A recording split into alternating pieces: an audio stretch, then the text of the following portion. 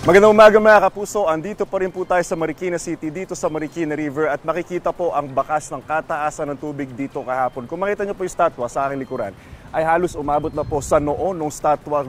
Taas ng tubig kahapon ay natala nga po na 20.7 meters. Halos umabot po yan ng 21 meters. At ngayong umaga, as of 12:40 a.m., ay bumaba na nga po ang taas ng tubig sa 15.8 meters. Ang bilis po ng pagtaas ng tubig ay sanhi nga po ng lakas ng pinagsanay puwersa ng Bagyong Karina at ng hanging habagat. Mga kapuso, sabi ng Pag-asa, kung lalabas po tayo sa ating mga tahanan ngayong araw, ay magdala po tayo ng payong at kapote dahil may mga pag-uulan tayo mararanasan ngayong umaga pa lamang.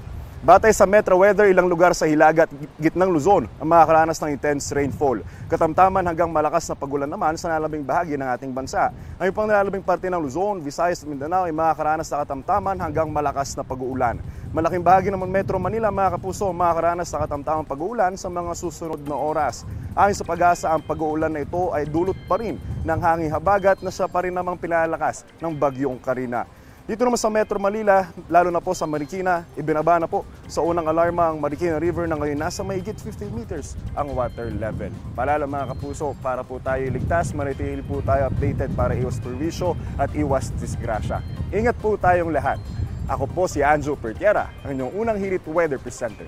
Know the weather before you go. Para mag-safe lagi, mga kapuso.